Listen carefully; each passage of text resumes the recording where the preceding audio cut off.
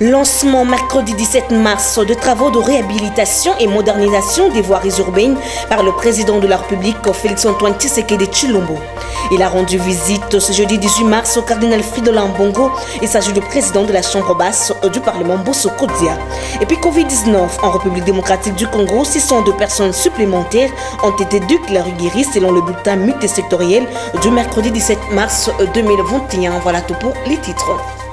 Heureuse de vous retrouver dans cette grande édition du journal sur la chaîne de l'éducation. Madame, Messieurs, bienvenue. Le président de l'Assemblée nationale, Christophe Mbosoko Dia, a rendu visite au cardinal Fridolin Ambongo ce jeudi 18 mars 2021. Mbosoko Dia est venu solliciter l'accompagnement de l'Église catholique. Franck Sanga nous en parle.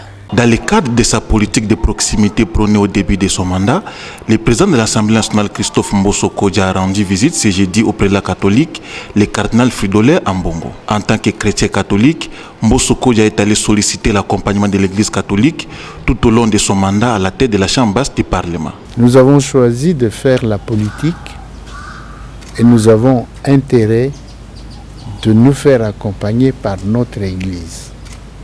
Nous sommes venus au nom des autres chrétiens catholiques nouer ce contact avec le cardinal et ensuite nous allons nous retrouver tous ensemble, les chrétiens catholiques qui ont choisi à faire la politique dans une réunion de concertation pour que nous, dans cette vie que nous avons choisie, nous puissions partager notre vie, mener notre vie comme des chrétiens, dans l'amour du prochain. Tout pouvoir vient de Dieu. C'est Dieu qui a créé l'homme et Dieu a estimé que l'homme, dans la société, il a besoin de deux pouvoirs. Il a besoin d'un pouvoir spirituel, ceux qui doivent nourrir son âme et ceux qui doivent nourrir son corps, donc ce pouvoir temporel-là. Il y a l'État et il y a l'Église.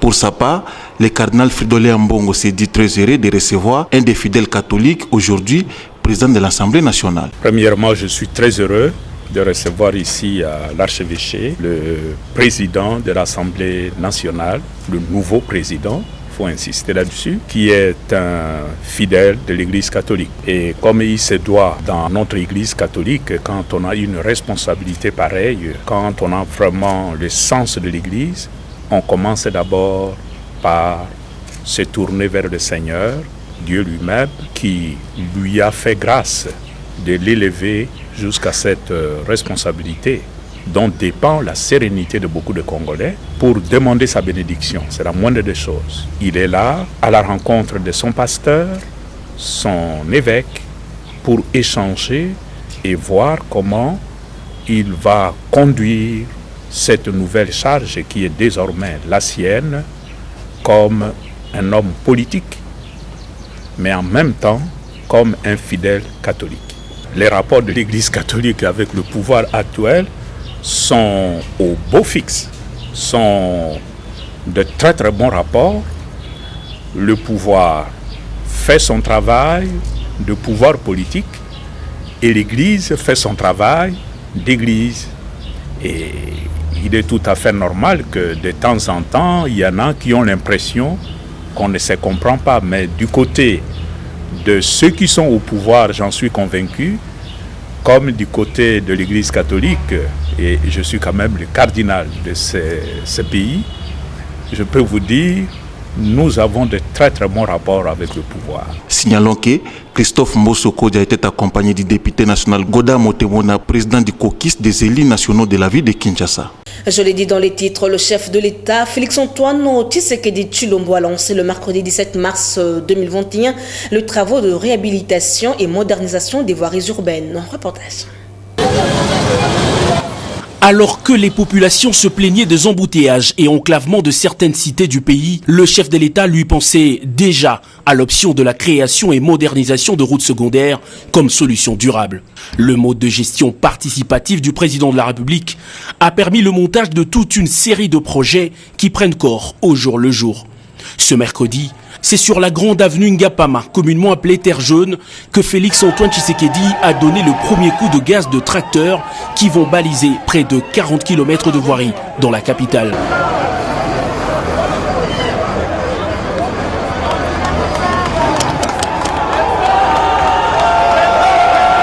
Terre Jaune, BAT ou encore entrée quartier 1, au total 6 axes du district de la Tchangou sont concernés par le projet Tchilé-Gelou, outre celles qui toucheront les 3 districts restants de la capitale. Bien avant le lancement de travaux, le gouverneur de la ville de Kinshasa, le vice-premier ministre des infrastructures ainsi que le directeur général de l'OVD ont donné de précisions sur ce projet initié par le président de la République et qui vise à réhabiliter et moderniser au-delà de Kinshasa une centaine de kilomètres de voirie dans les provinces du Kasaï, de l'Équateur et du Bandundu pour un financement public-privé de 138 millions de dollars. Les habitants de ce coin de la ville, qui se sentent souvent oubliés, ont exalté de joie, remerciant vivement le chef de l'État. Il leur faudra 28 mois de patience pour voir des chaussées modernes traverser leur quartier. Cérémonie terminée, le garant de la nation qui a quitté la terre battue de Ngapama pour la 7e rue Lumété où l'attendait une autre cérémonie ne pouvait traverser la Tchangou sans faire un break sur le pont Djili qui s'est affaissé sur une partie sous la pression de dernières pluies. Le dynamisme transmis par le président de la République et ses collaborateurs a obligé à l'office de route d'entamer dès les premières heures d'après-dégâts des travaux sur cet ouvrage qui relie le district de la Tchangou au reste de Kinshasa. Quelques instructions aux responsables de structure à l'œuvre et le cortège présidentiel a poursuivi son parcours jusqu'à la 7e rue Limété. Dans un décor similaire à celui de Terre Jaune, l'assistance découvre un autre grand projet dit moderne qui vise lui aussi comme son intitulé la modernisation de plusieurs routes secondaires à grande importance et affluence. Ici, c'est près de 13 km de voirie à réhabiliter et moderniser sur la 7e, 9e, 12e, 13e, 15e et 18e rue avant d'entamer l'avenue Escort-Tangalima et une partie de la commune de Lemba. En 24 mois, l'Office de voirie et drainage s'est engagé à réaliser 13 de 26 km prévus dans ce projet financé par Equity Bank à hauteur de 18 millions de dollars. Le développement des infrastructures influe positivement sur le social de population et le chef de l'État le sait. Les Congolais croient en sa vision d'un Congo meilleur. Pas besoin de le prouver. La communion en témoigne. Randonnons au Kasaï, précisément dans la ville de Chikapa, dans cette province qui est sans pont, un calvaire pour tous les Kassaïens. Le gouverneur de cette province annonce la promesse du chef de l'État de mettre fin à cette souffrance. Suivez-la. Il est bien évident que au lendemain de l'effondrement du pont, j'avais pris la décision de déplacer le bac qui était destiné à une autre rivière et de le placer à l'endroit où il se trouve aujourd'hui. Aujourd'hui, la traversée pose beaucoup de problèmes. Nous sommes en train d'organiser les traversées, mais il faut savoir que la demande est très forte. D'où d'ailleurs mon séjour de Kinshasa aujourd'hui. J'ai rencontré le responsable de l'office des routes que nous avons désigné pour nous réparer le pont le plus rapidement possible. Et là-dessus, je remercie beaucoup le président de la République qui a instruit le gouvernement pour que très rapidement les FONER mettent à notre disposition de l'argent afin de réparer le pont.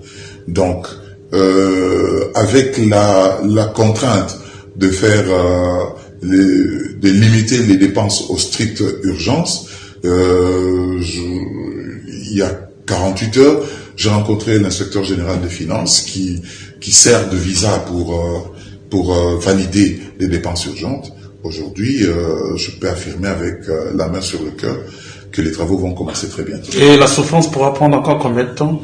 Bon, vous savez que je suis pas technicien. Ce qui est important pour moi, c'est de mettre en place les mécanismes pour solutionner les problèmes.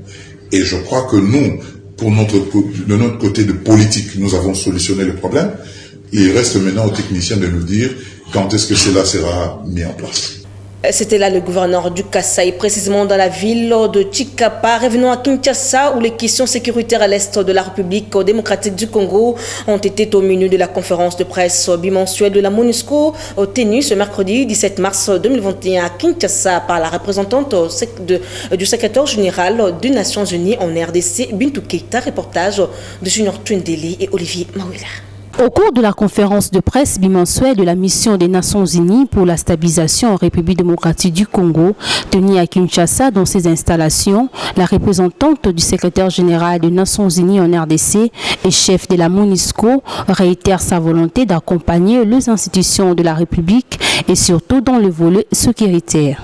Bien évidemment, sur les questions de sécurité à l'est du pays, et notamment dans des zones bien localisées. Et j'ai compris à travers la visite que j'ai effectuée que lorsqu'il y a des pressions dans un travail de soutien de la MONUSCO aux forces armées congolaises et aussi à la police, parce que je comprends que les deux, la police nationale travaille de tandem avec l'armée nationale congolaise pour mettre la pression sur les groupes armés, ils se dispersent et se fragmentent et bougent en fait dans l'Ituri, dans le sud Kivu et le nord Kivu. Et là, les derniers mouvements que j'ai vus, c'est essentiellement ceux qui sont pourchassés sont en train d'aller dans la zone, c'est même pas Djougou, ils vont jusqu'à Irumu, si j'ai bien compris, et là, c'est la partie qui est la plus préoccupante maintenant. Donc il y a tout un travail qui est fait pour renforcer le travail de soutien de la MONUSCO, mais aussi il y a tout le travail qui est fait pour renforcer la manière dont la FIB, la force, donc la brigade d'intervention, accompagne les efforts de l'armée congolaise et de la police congolaise. La paix toujours fragile à l'est du pays après 20 ans. À ce sujet, Bintou Keita évoque les efforts déjà réalisés jusque-là. Premièrement, il y a tout le travail des bons offices qui a été fait par ma prédécesseur et qui a été reconnu de tous.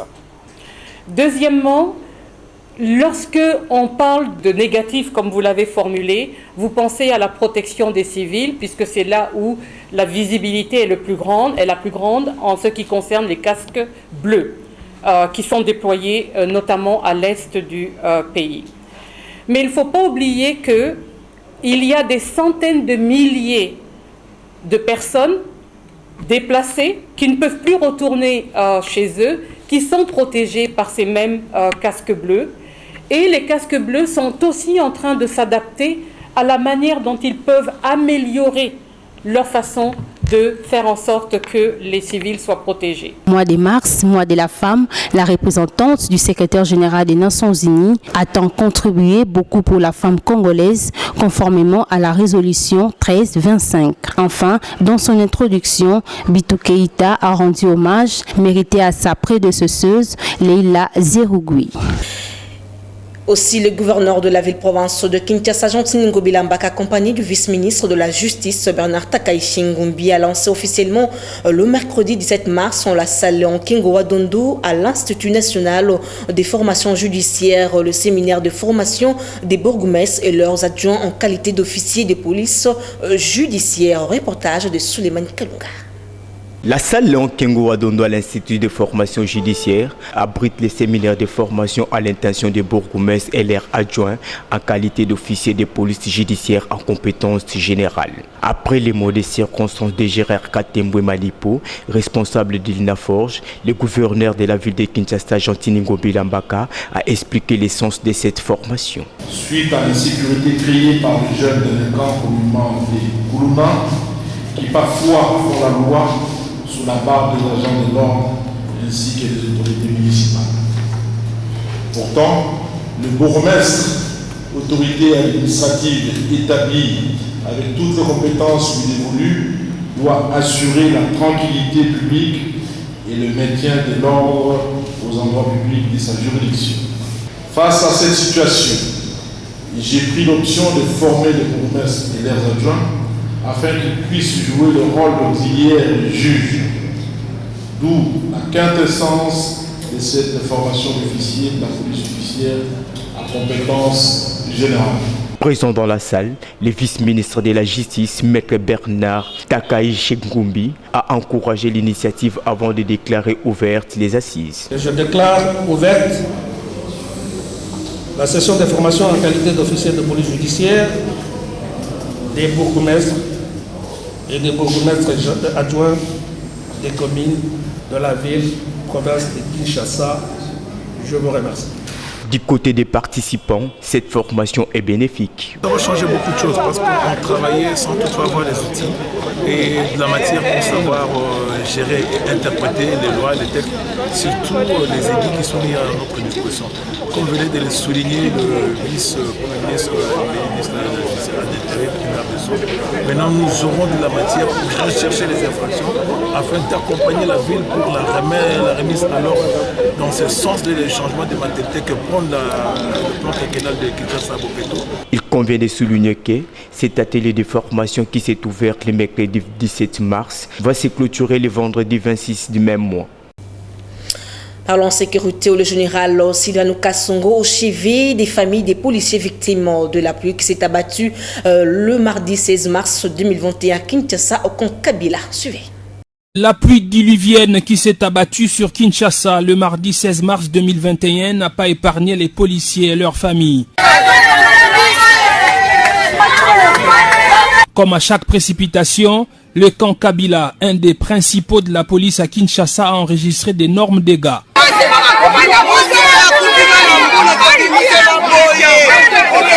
Tel un père de famille, le commandant de la ville est allé personnellement se rendre compte de la situation dans ces campements situés dans la commune d'Elemba. Le général Silvano Kasongo Kitenge, avec le ministre provincial de l'Intérieur Sam Leka et son collègue des infrastructures Thierry Kabouya, ont été accueillis par les femmes et les enfants des policiers, animés par un sentiment mitigé.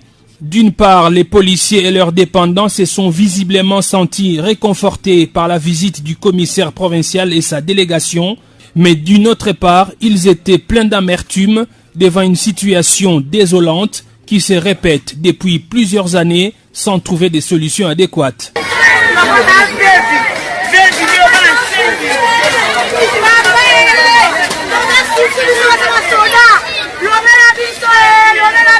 Silvano Kasongo, qui est parmi les rares, si pas le premier commissaire provincial de la police à effectuer une telle visite au camp Kabila, a vu avec tristesse que ce lieu est une situation où plusieurs familles sont contraintes à vivre dans un espace de plus en plus restreint compte tenu du nombre croissant des occupants. Dans ce mélange confus et choquant, les vies sont en danger. Oui, danger qu'une épidémie se déclare ici. Danger aussi de trouver la mort devant un mur de clôture qui risque de céder à la prochaine pluie, tel que l'affirme le bourgmestre de la commune d'Elemba, Jean Saka. Ça peut s'écrouler à tout moment. Les autorités compétentes doivent agir au plus vite en faveur de ces camps, sinon le pire va arriver.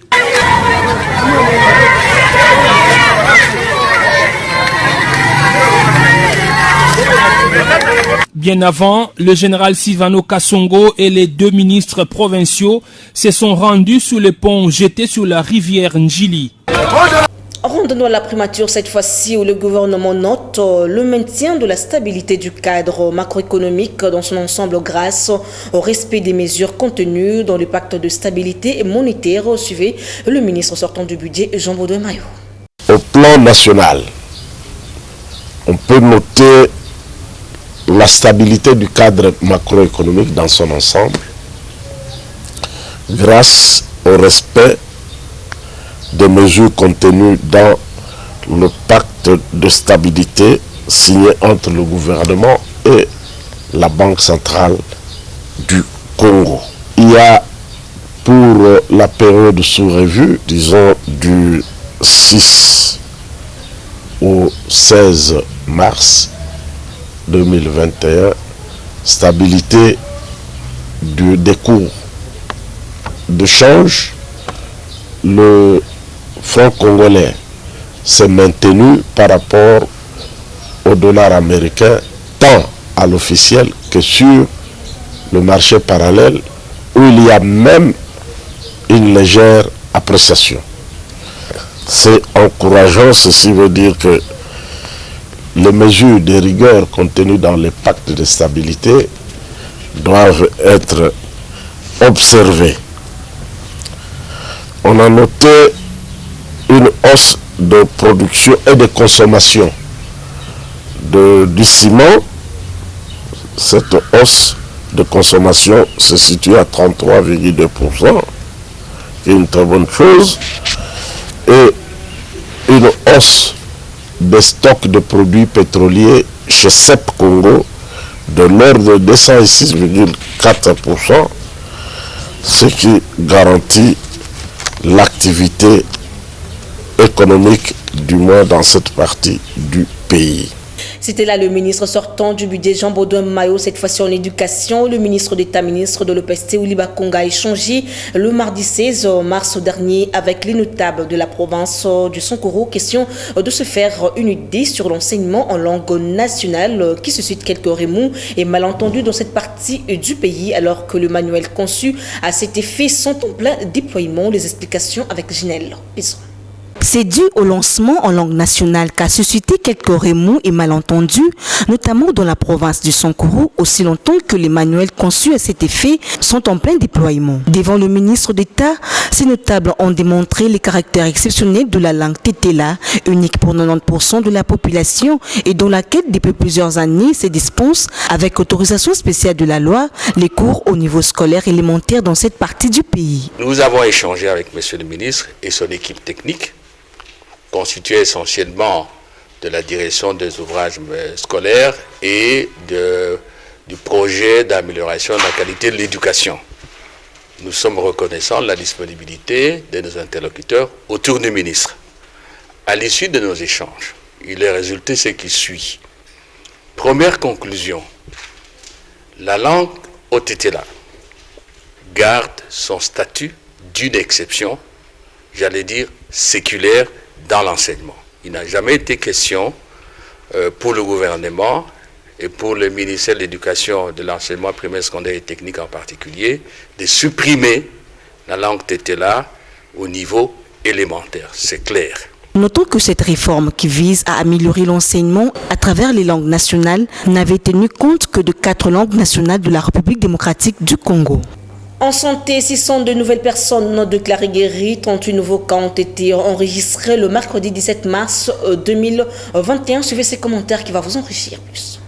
Dans ces bulletins épidémiologiques du mercredi 17 mars 2021, 602 nouvelles personnes ont été déclarées guéries, soit 347 à Kinshasa, 80 dans le Haut-Katanga, 76 au Sud-Kivu et 20 au Congo central. Le même mercredi 17 mars, l'on a enregistré 38 nouveaux cas, notamment 16 dans le Haut-Katanga, 10 à Kinshasa, 8 au Congo central, 3 en Ituri et 1 au Nord-Kivu sur 110 échantillons testés. Les provinces touchées sont Kinshasa, Nord-Kivu, Haut-Katanga, Congo central, Sud-Kivu, Lualaba, Ituri, Tiopo, Otuele, Équateur, Nord-Ubangi, Maniema, Kasai central, Kwilu, Sud-Ubangi, Tanganyika, Kasai oriental, Bazuele, Kwango, Kasai, Maïndombe, Tuapa et le Haut-Lomami.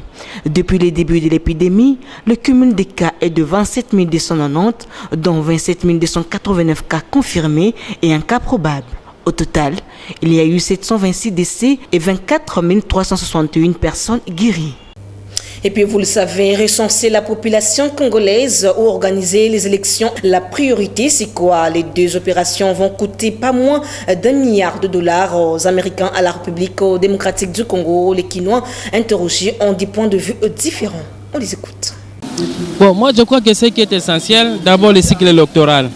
Si le recensement ne va pas déranger le cycle électoral, moi, je crois qu'on peut commencer par le recensement. Dans les cas contraires, allons directement aux élections parce que le mal, c'est quoi? Le mal, de l'autre côté aussi, quand tu n'as pas de l'autre côté, je vois directement l'opposition. L'opposition sont tellement distraits, ils ne comprennent pas que ça peut être une diversion. On est en train de les distraire pour dire que non, il va y avoir des recensements, etc. Mais en fin de compte, on va organiser les élections qui seront à l'air dépourvues. Moi, je crois qu'ils doivent être seulement prudents. Si le recensement ne va pas déranger le cycle tel que j'ai dit auparavant, moi je dirais qu'on peut y aller. Mais dans le cas contraire, allons aux élections. C'est ce qui est important pour ne pas déranger notre démocratie qui est en train de se mettre en place. Si les moyens sont là, mais il y a aussi un paramètre, l'aspect sécuritaire. Notre pays, vous savez, est en proie de violences à l'est du pays. Moi, je pense que ces moyens-là, on pouvait d'abord les disponibiliser pour résoudre les problèmes de la guerre. Parce que vous allez recenser les gens qui sont morts. Il faut d'abord commencer à recenser jusqu'à ce qu'il y ait d'abord la sécurité. Mais s'il n'y a pas de sécurité, comment vous allez recenser les gens? Donc moi, je pense que si l'on n'y a pas mis les moyens, ces moyens peuvent servir d'abord pour mettre fin à la guerre. Sinon, le recensement n'aura pas lieu partout parce que où est-ce qu'on va recenser ces gens alors qu'il y a guerre? Donc pour moi, la première chose, il faut d'abord lutter contre l'insécurité totale. Et si tout le monde est en sécurité, on peut faire recensement. Alors dans les cas d'espèces, dans les cas contraires, on les fait comme d'habitude et on respecte les délais constitutionnels.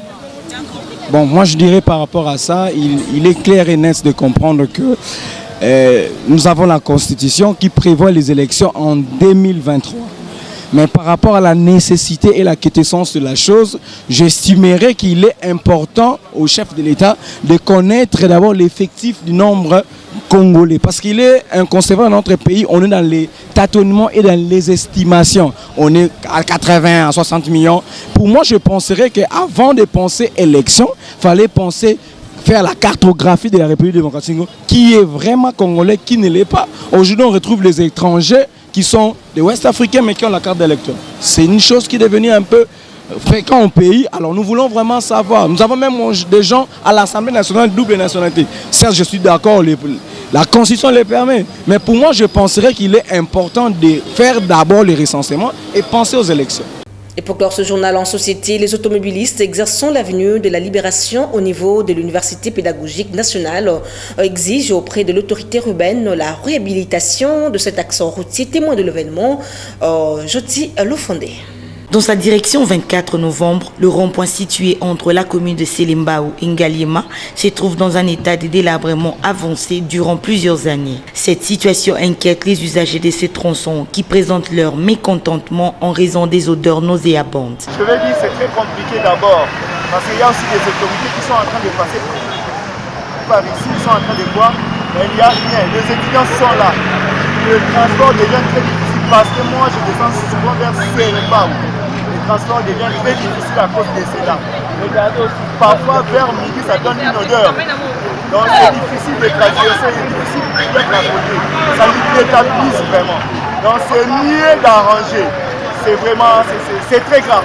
Du côté du conducteur, ces derniers font appel au nouveau gouvernement qui sera installé de pallier cet état de choses, question de mettre fin aux embouteillages.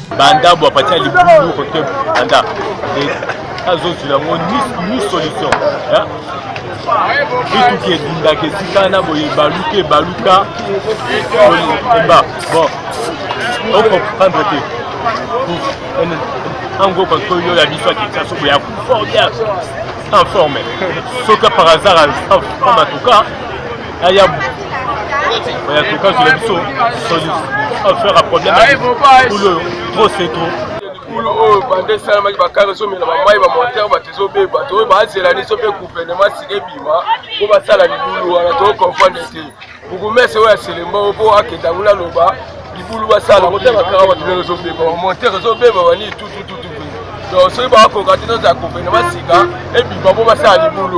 Il est donc demandé aux autorités de ces secteurs de prendre conscience afin de redonner sourire aux habitants de ce coin de la capitale. Et vous avez bien compris que ce journal a touché à sa fin. Vous nous avez pris en cours de diffusion. Voici l'essentiel de titres. Lancement mercredi 17 mars de travaux de réhabilitation et modernisation des voiries urbaines par le président de la République, Félix-Antoine Tshisekedi Tshilombo. Il a rendu visite ce jeudi 18 mars au cardinal Fridolin Ambongo. Il s'agit du président de la Chambre basse du Parlement, Mbosso Kodia. Et puis Covid-19 en République démocratique du Congo, 602 personnes supplémentaires ont été déclarées guéries selon le bulletin multisectoriel du mercredi 17 mars 2021. C'était là le rappel des titres. Fin complètement de cette édition du journal dont la chefferie a été assumée par Junior Twindele. Un grand merci à toute l'équipe technique et rédactionnelle derrière la caméra. C'était Delphine Tundula et Guillaume Ayamba. Laetitia Maluta. Merci de votre fidélité. Au revoir.